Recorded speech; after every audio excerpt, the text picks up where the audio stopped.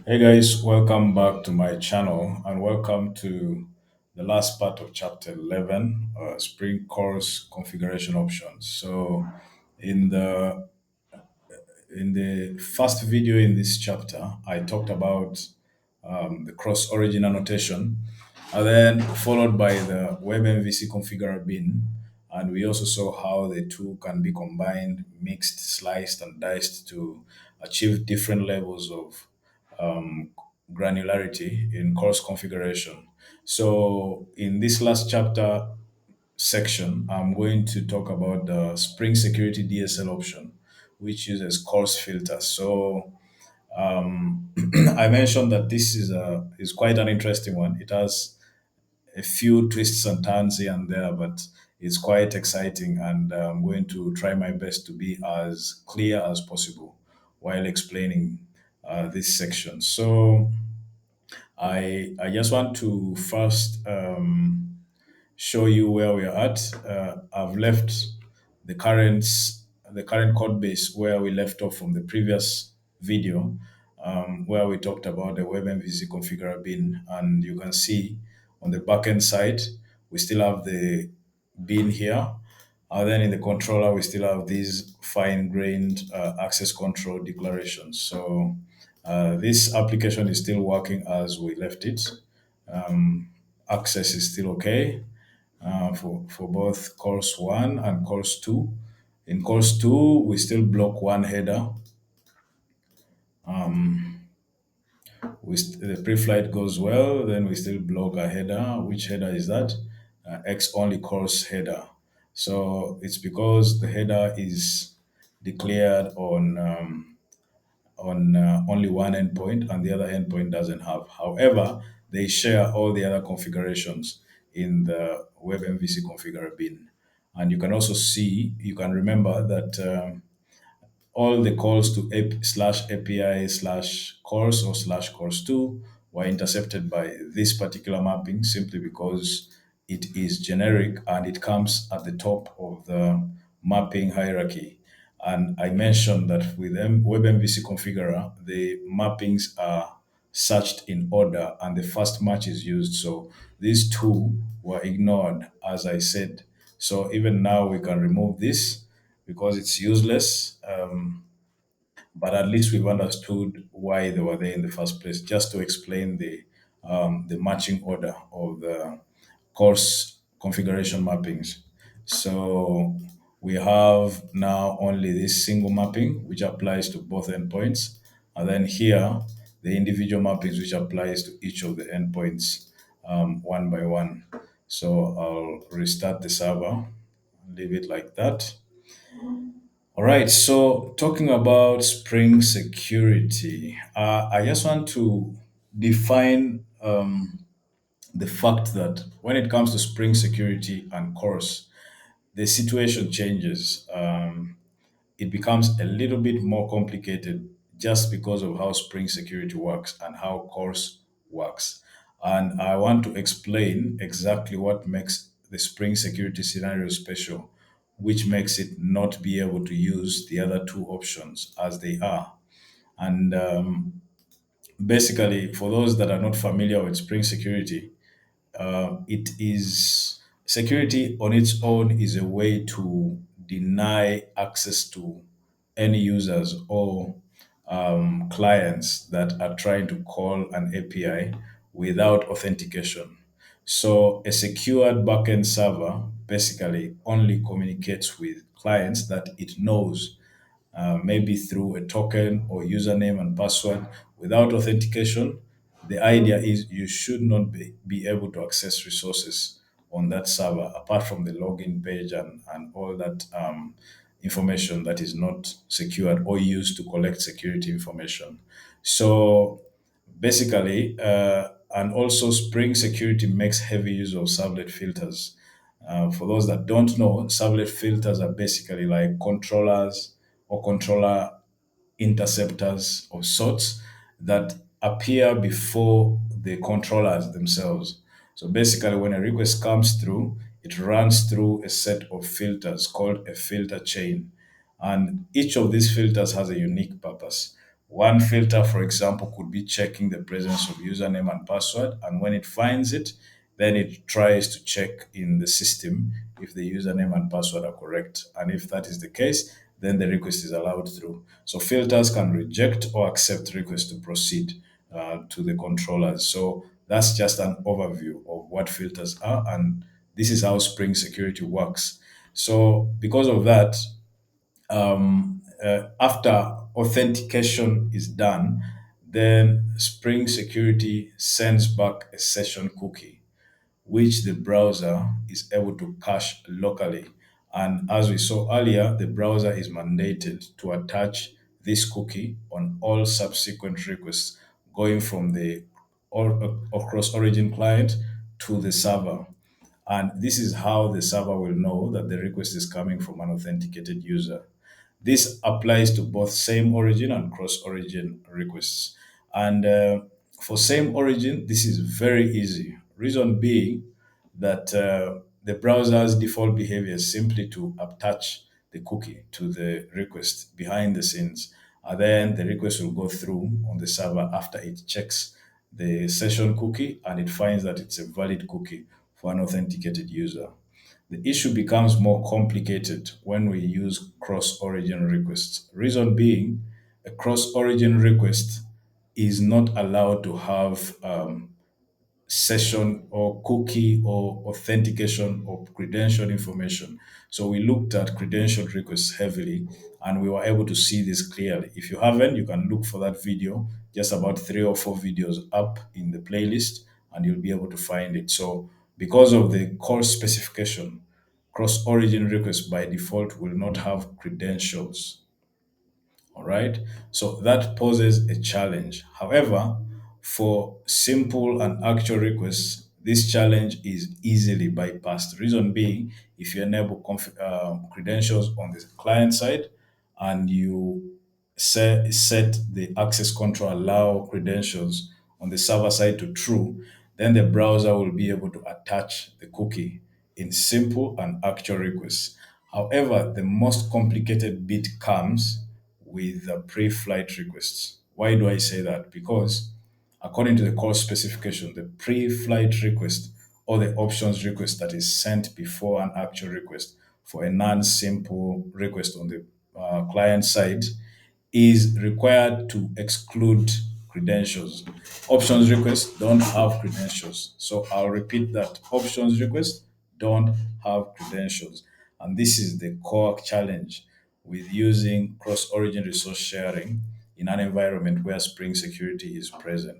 So the fact that we can't send cookies with options requests simply means that we can't perform pre-flight requests. Reason being, when Spring Security is set up, then by default, all unauthenticated requests are blocked. So if all unauthenticated requests are blocked, how do we send pre-flight requests? Yet the specification says they can't contain credentials. So this is the main challenge that is going to be solved in this particular coverage, where I talk about now we've understood the problem that is faced by Spring Security combined with course configuration in Spring Boot. So now I want to demo this problem so that it sinks in. And then after demoing it, then we're going to start by one method of solving it, which may not be recommended, but it's possible. It's a possibility. So then I'll go on from there to course filter. So just stick with me and we can start this up. So I'll start from the server side.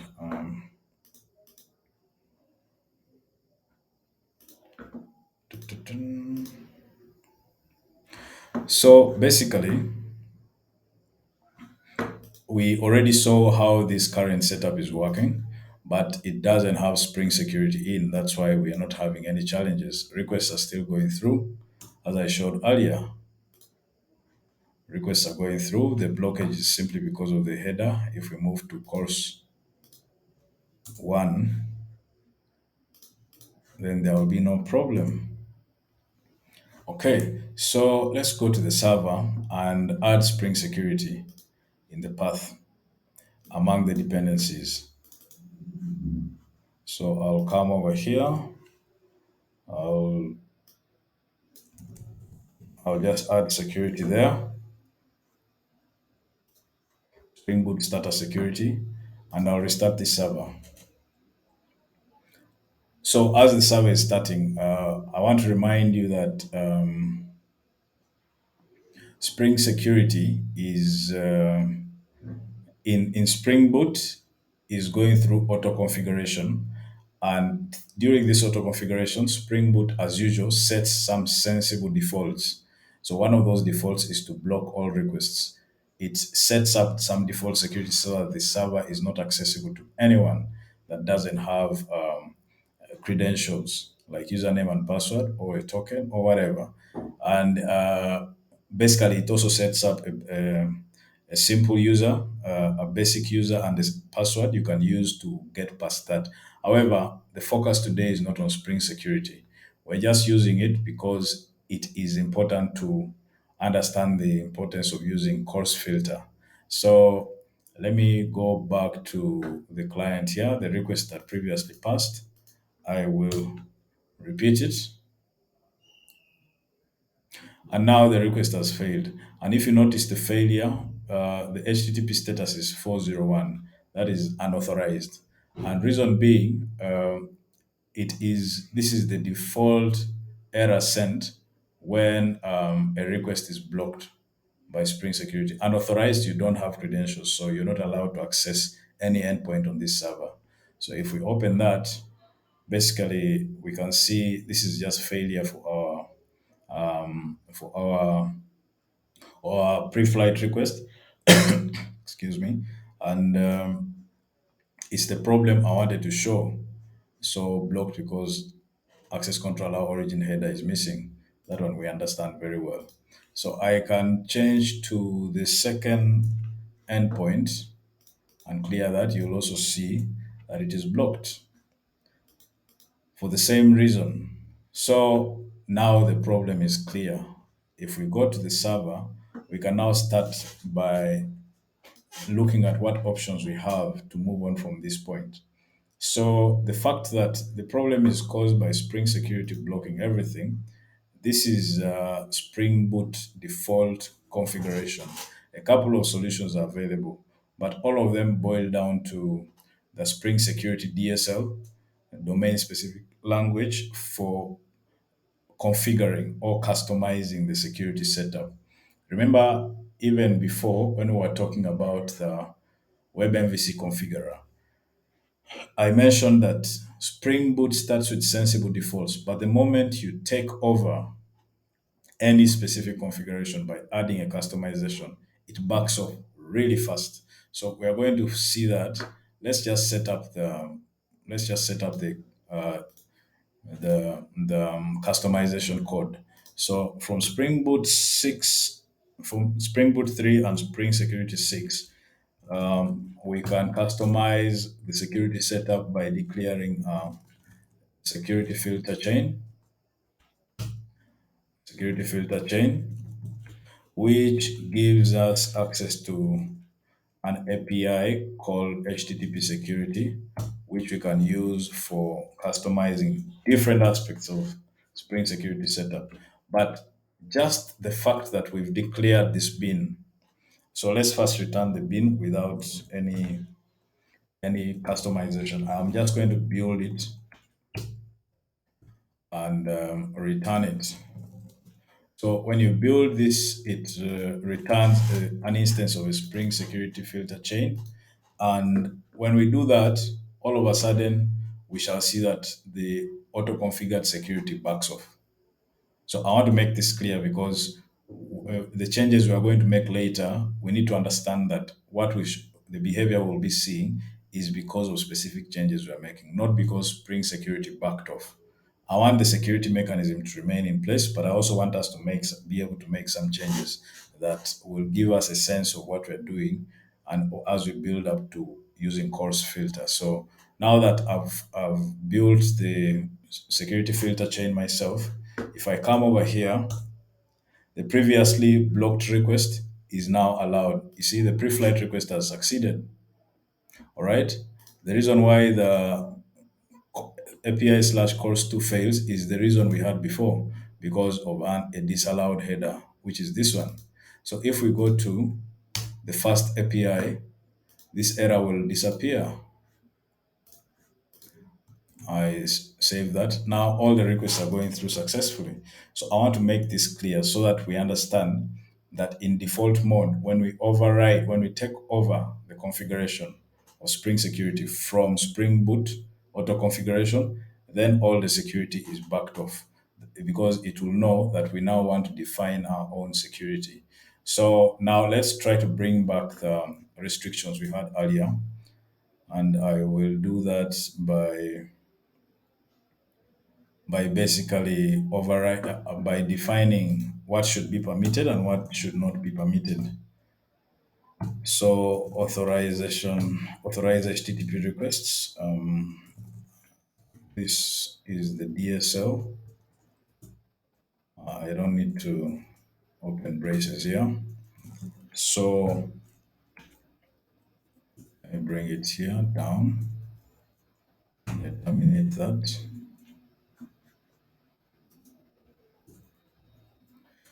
I should and check my formatters. So basically, what we're doing is we are matching specific requests that should be blocked and that should be allowed. So I want to say that, okay, let me do this. Auth.any request dot authenticated. So basically, what I've done is to tell Spring Boot or Spring Security that now any request should be authenticated. This is going to reverse the default behavior of Spring Boot when we start defining our own stuff. I don't want it to permit everything. I want it to start from the everything not allowed place so that I allow step by step. I just want to make sure we have security set up right before we make our course changes. So let the server start. I'll come here. The request that previously passed, now it has failed. The request is not permitted anymore. All right, it's blocked. So both pre-flight and the actual request, even for course 2, yeah, it's blocked. That's what I wanted to achieve so that we go with confidence, knowing that we are not just seeing things pass through because of our lax security. So before any request is authenticated, we want to now we want to give access to the options HTTP method. So we are going to the request matches. I'm going to declare a method here. This is a DSL for declaring which APIs should be exempted from security. So options, any request going to API slash, okay, basically anything going to API slash dot dot should, if the HTTP method is options, then it should be allowed. That is the configuration I'm making. Permit all. Then everything else is authenticated. Let's see the effect of that.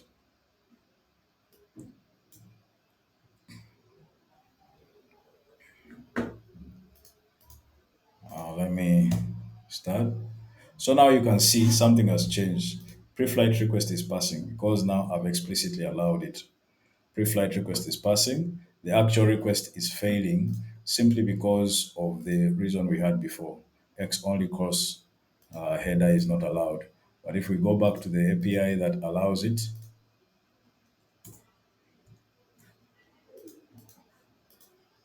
and I save that, it goes through. Pre-flight request goes through. However, this one is a legitimate failure. It has been blocked. All right. Oh, remember I talked about cookies. So there is a cookie sent here with a session. So basically, that's not the point of this video, but it was interesting. So this request is blocked, and it's not blocked because of this. So let me remove this error and I repeat the request. So access control allow origin header is missing. So our pre-flight request is here, and we requested for so many headers. They were all allowed, right? They were all allowed. Get request put. So actual request is blocked. Why? So I think the reason is quite clear because remember we said only allow options request to our pre-flight endpoints, but block everything else. So what I can do is basically to come here. Since our focus is not on Spring security, I'm not going to set up a security infrastructure where I have username and password and I'm just to show a request passing through. So let's just allow calls to let's allow calls to get HTTP method for any API over here, or we can just start with CORS, right? Permit all. So we are permitting calls to forget HTTP method to our first course endpoint because I want to have something to test with. So let it start. I come over here. Now I expect this to pass. So everything is passed. Configuration is okay. The pre-flight is okay. There is no error in the console. So the other error we were seeing is because the request was blocked. Okay, so now the request is allowed, and everything is working as before because we've sort of told Spring Security to allow access to this endpoint. So this is what I wanted to share about like one of the ways to solve the blockade set up by Spring Security. At least we know now every other request will be blocked, but we've explicitly allowed options and we've explicitly allowed get calls to our APIs. Because remember, most of our discussions will just likely be around the options call, if any. So we don't really need to set up security to be able to access our APIs.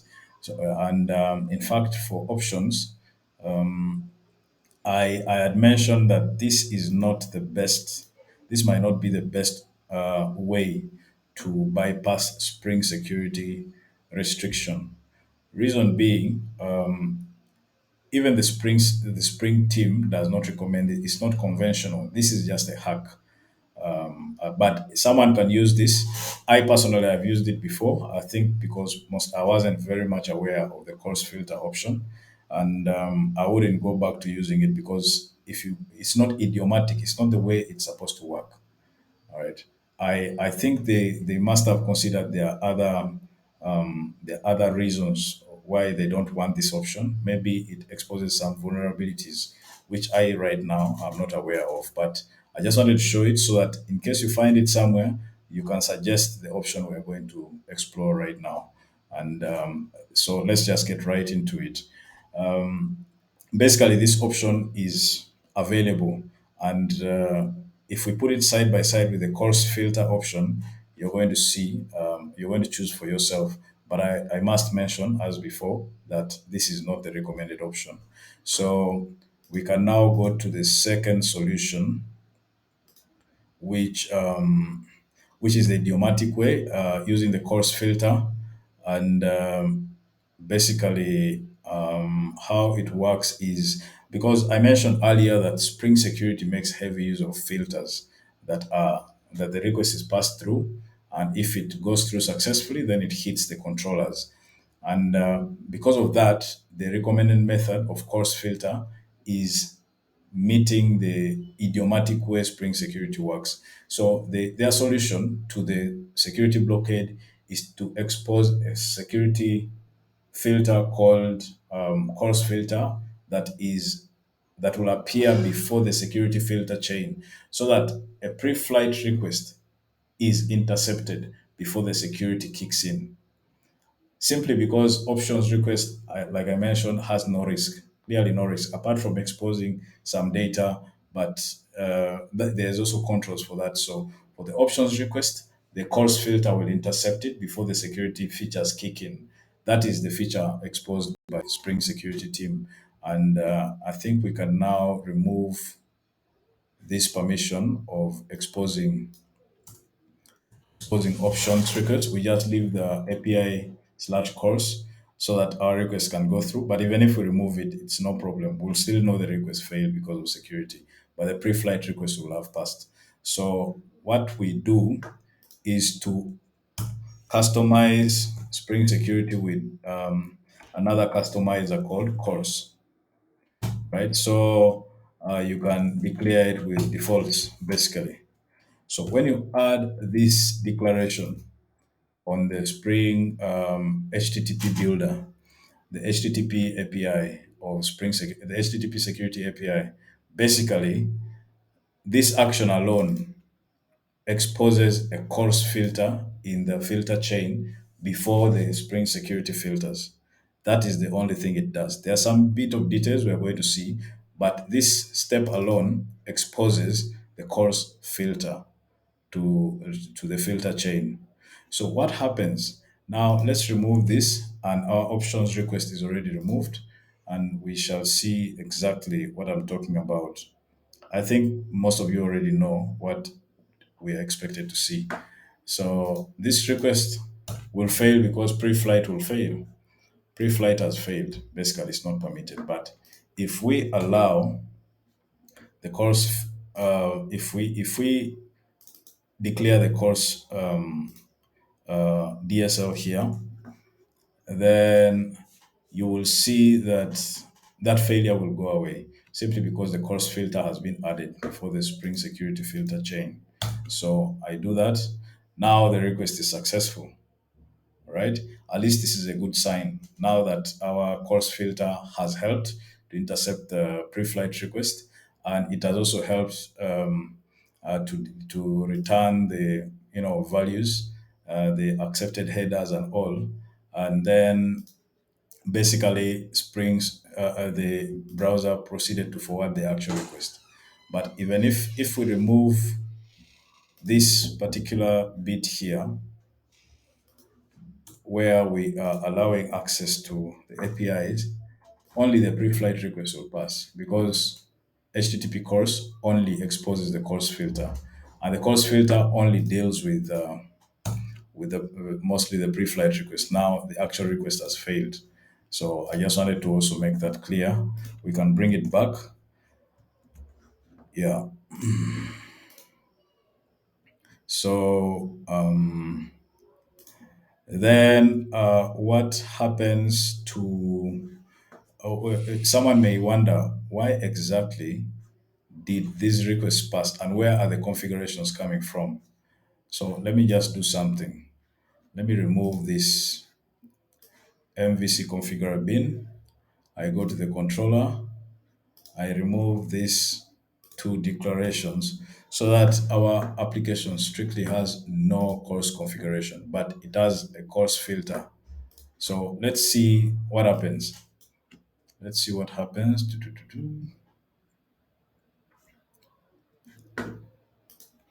All right.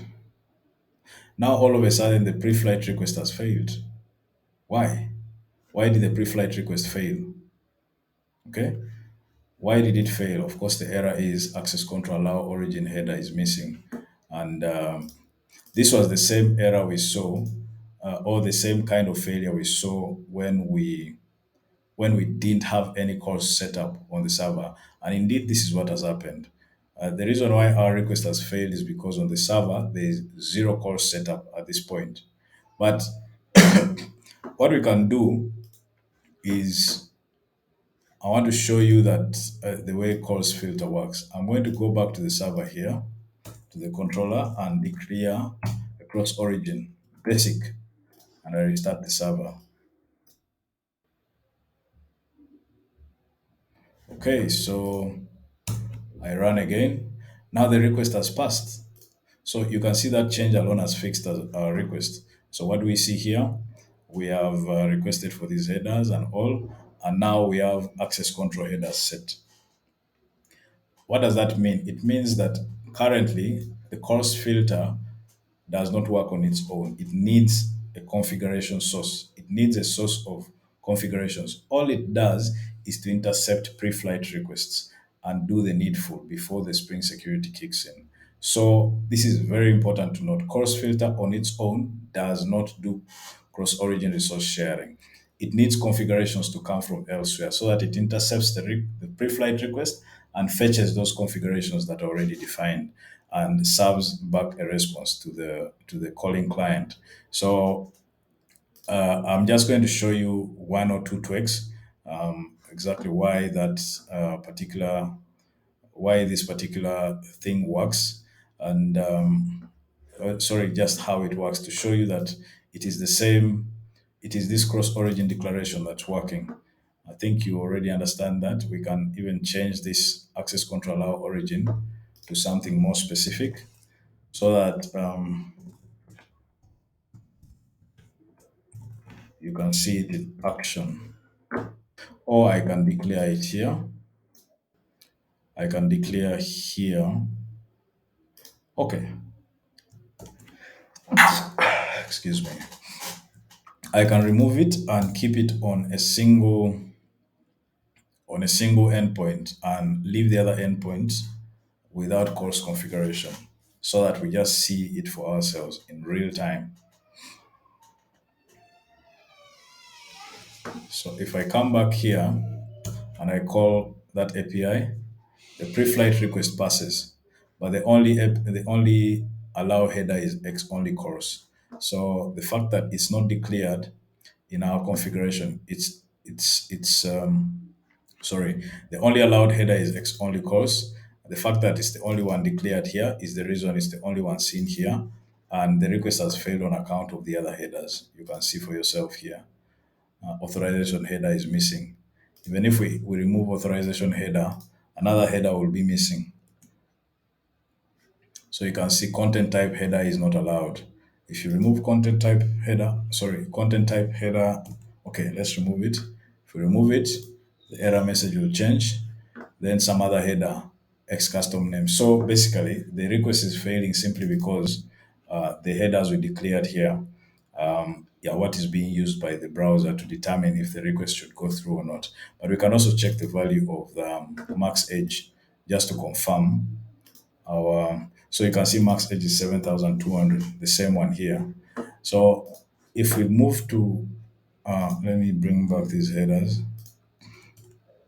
If we move to CORS 2, you will see that even the pre-flight request can't go through. Reason being, it has no configurations, all right? So hope that one is clear. So I can comment this out. Then,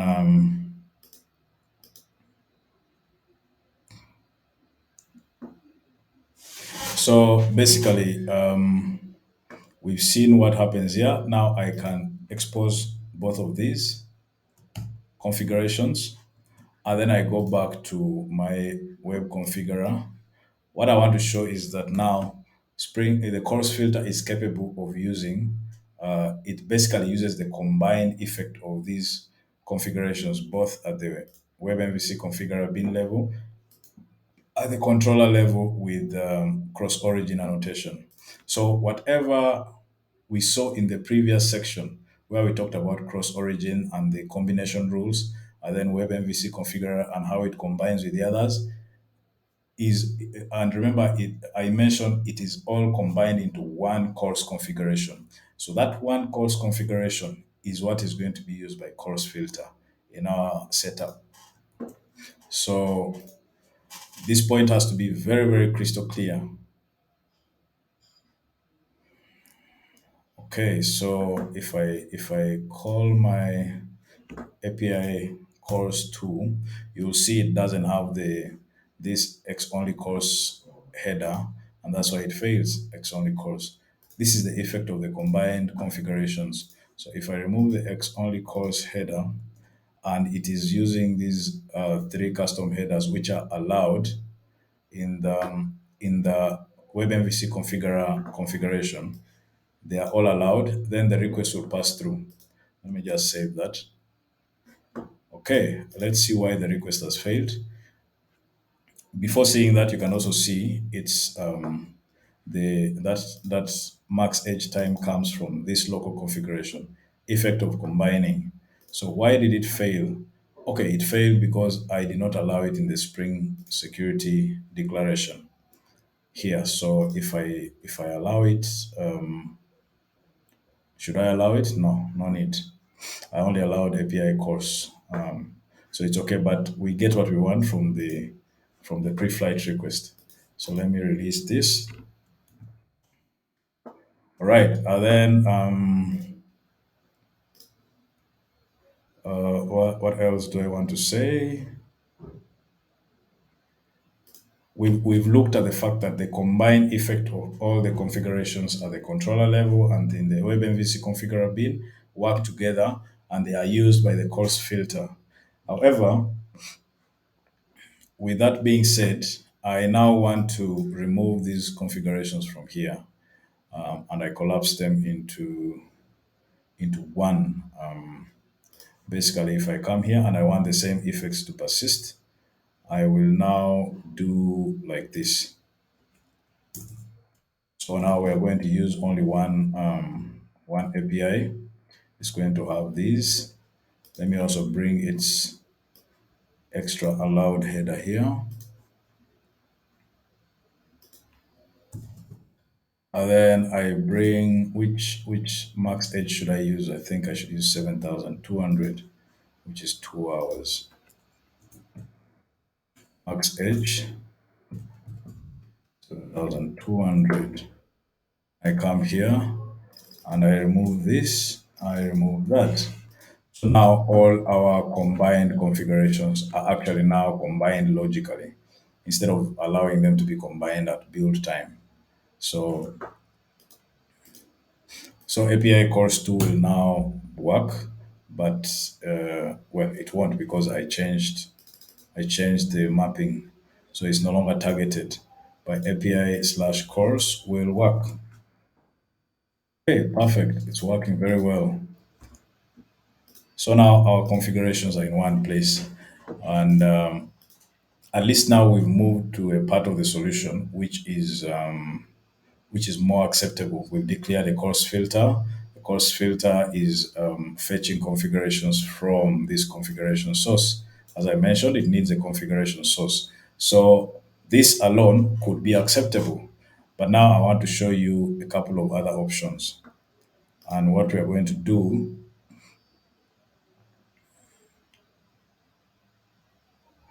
I want to show you something else. I'm going to declare a bin here. I'm going to declare a bin called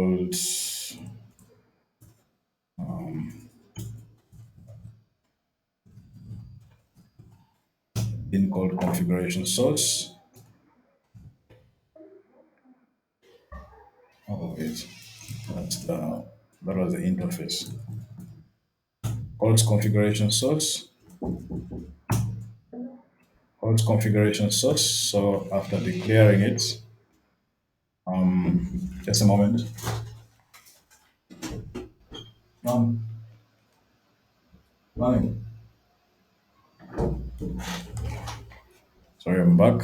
Someone needed my help. So I have a bin called CORS configuration source, and I'm going to create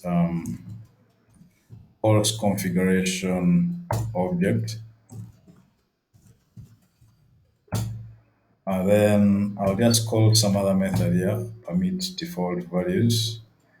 Then I create URL based course configuration.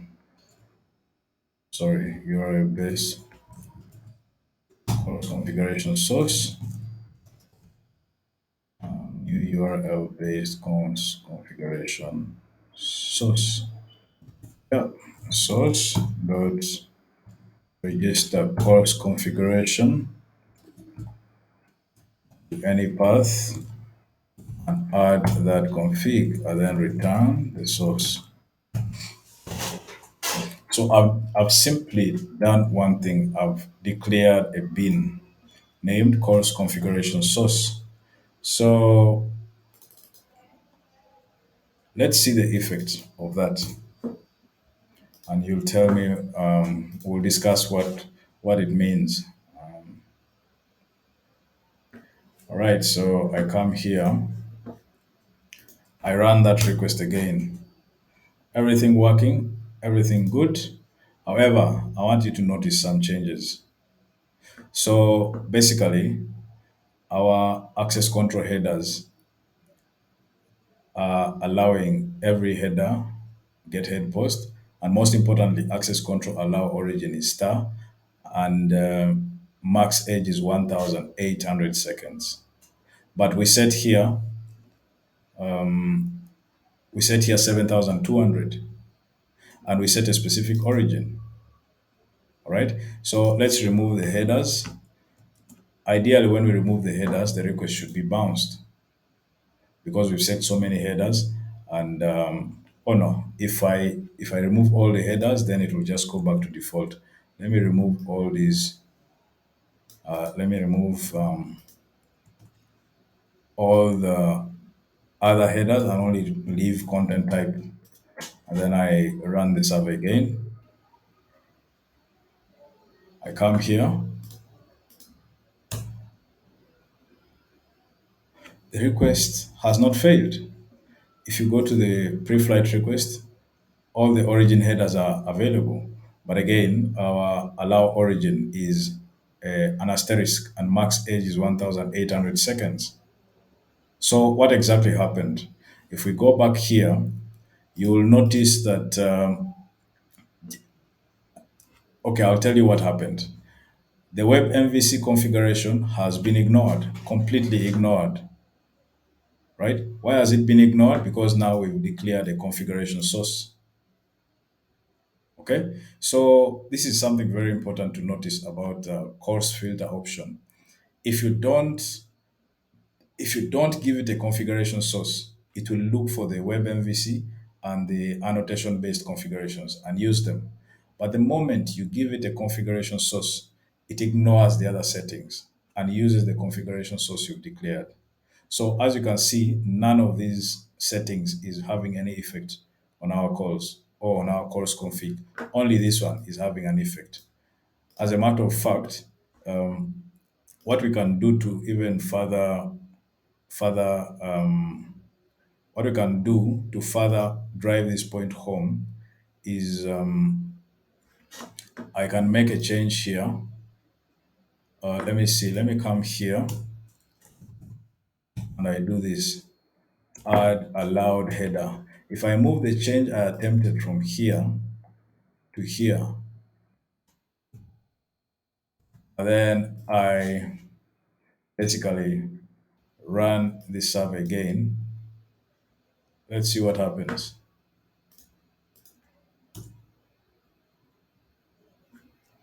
You can see it has passed. Though I was expecting it to bounce, reason being where when you add an allowed in default mode, all the headers are allowed, but when you start adding headers individually, then it should bounce. But let me just confirm this. Oh yes, I know why. I know why, because we have permit default values here. And also, I want to tell you that with the course configuration source, if you just declare, because ultimately all these WebMVC configurations and the cross-origin configurations in the process of combination result into a course configuration. Okay, result into a single course configuration. So, but if you declare the course configuration on its own, like this in the configuration source, then by default it doesn't allow cross-origin requests. It's different from declaring the other options using CrossOrigin and the WebMVC configurer add mapping, which give a default open policy. This one defaults to a closed policy, and that is just one thing you need to know. Then, if I add an allowed header, now let me move these. Let me move these configurations from here. Add allowed origin. Origin is here. I move it over there. What else? Okay, let me first leave it like that. Now at least our origin is going to be allowed, but I guess even the after the origin, the headers will be rejected because we've not configured them. So the pre-flight is passing. That means that the origins are allowed. But among our headers, only content type is allowed. And our where is the max edge? Max edge is not there. But very easy. We can fix that by simply adding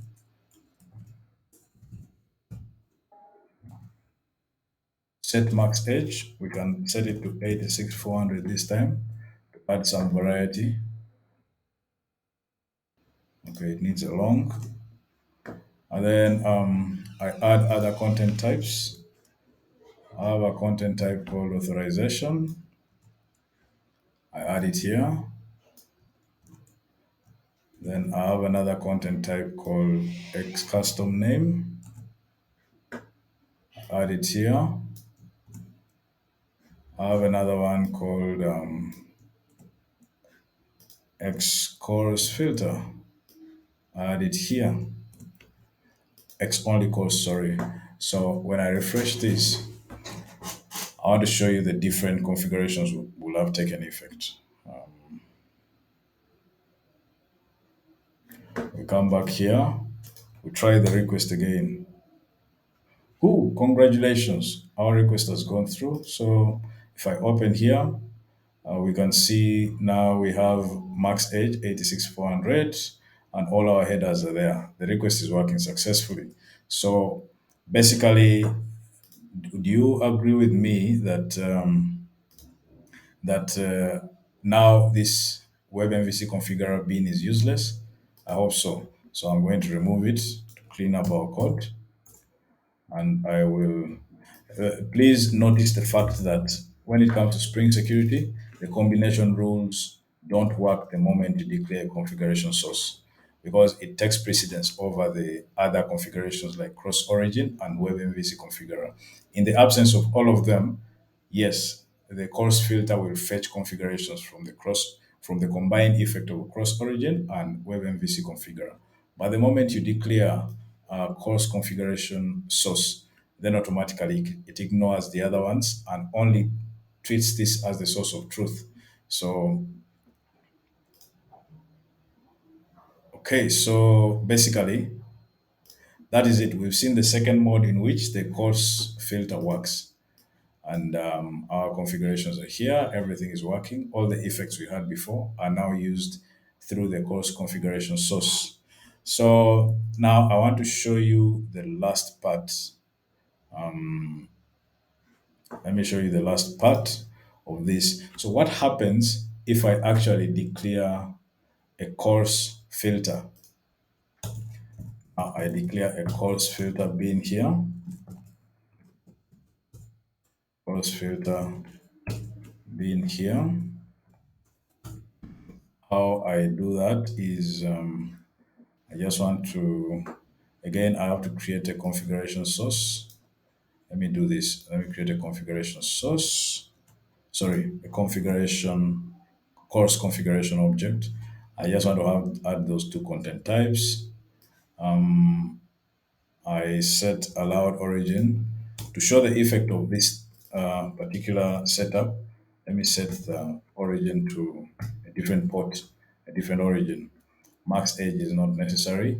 Then I will do this. I'll create my configuration source. I return a new course filter. I pass to it the source. Pass to it the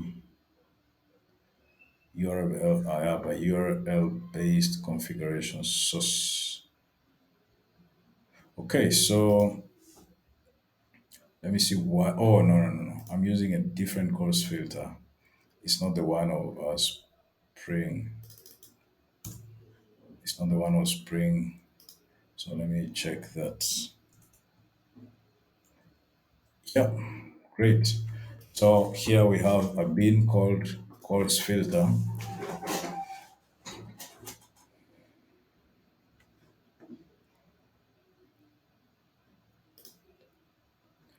So then we saw this request working. Okay. because we allowed all these headers, we allowed this origin, we set the max age, it came and reflected here. So now we've declared a course filter bin. Let's see what happens. Let me clear this. Let me clear the console. Okay, it's clear. Let me run the request again. Pre-flight request failed. Actual request failed. Let me open the pre-flight request. No access control headers. No access control headers. What happened? Let me come here and I change this allowed origin to 3000. And then I restart the server. Then I clear this. I clear that. Let me run again. Wow, now the configuration, so the pre-flight request has passed. So you can see everything is working, access control methods, access control allow headers. So basically I allowed two headers from here. Those are the only two headers that are allowed. And other headers are rejected. You can see in the console message, X only course is not allowed. So if I remove X only course, it will also say authorization is not allowed, whichever is not allowed. So no, X custom name is not allowed. So why is that? If I allow these two headers over here, and then I restart the server, I don't need to comment this out anymore.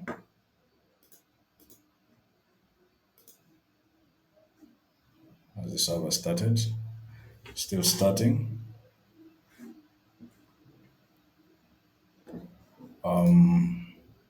So if I start that, now everything is working. Pre-flight request is successful in all aspects. The actual request is successful.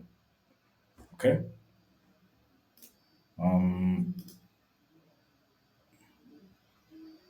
So basically, let me just explain what is happening here. What is happening is that when I had no configuration, CorsFilter had no configuration to use, and the application was the one that doesn't have any course config. Then when I declared the annotations on the controller, now CorsFilter started using those. When I declared WebMvcConfigurer, CorsFilter combined those two and was using those. But when I declared the configuration source, CorsFilter ignored the other two options and only stuck to the configuration source. And when I declared a course filter myself, it ignored the configuration source I created earlier and strictly used the one in which I've passed to it using the course filter constructor. So what's happening is that you're seeing the complications I mentioned with approach of using course filter. So in the during auto configuration, Spring when you declare a course filter here with defaults, what happens is the configurer checks if there is a course filter being declared in the context. That's the first check. If there's no course filter bin, it checks if there's a course filter bin, it uses that and it stops looking further. If there's no course filter bin, it makes another check for configuration source. If there's a configuration source, it creates the course filter bin like this using that configuration source. And now, if there's no configuration source, it goes and checks if there is any other existing configuration in the MVC mode or on the application controllers. When those ones are got, then it creates the course filter using those configurations as a configuration source. If none of these exist, then there will be zero configuration, zero course configuration in the application. So that is how course filter works. And now we can even delete this pin. It's useless. Our configuration is now working like this. So these are very many options you can use to declare course in your application when Spring Security exists. And after removing configuration source, it's working perfectly. Basically, I think that is the last demo I wanted to make about the Spring Security option of declaring course configurations. And now I'm going to close this video there. I hope it's been beneficial. Understanding this is very important. It will help you troubleshoot things faster. It will help you locate faults faster. And it will just help you feel masterful when you're solving issues related with course. So thank you very much. That's the end of chapter 11, which covers the different configuration options in Spring Boot security. As I promised, this was the most interesting part. I myself found it very interesting and exciting to explore. So after this, now we are going to go past just seeing how to configure things. We're now going to dig deeper into how Spring Boot actually works under the hood to make these things possible. It's important to understand the process of creating all these bins and configurations, especially at the auto configuration level. So that's what is going to be in the next videos, but it's not key for you to understand this. Where we've reached is even more advanced than you need, maybe. I think the main concept someone needed to understand stopped like 3 videos ago before this chapter. So if you still want to continue, these will be advanced topics, but feel free to come along. I'll try my best to explain it in the simplest way possible. Thank you very much. Cheers. See you in the next one.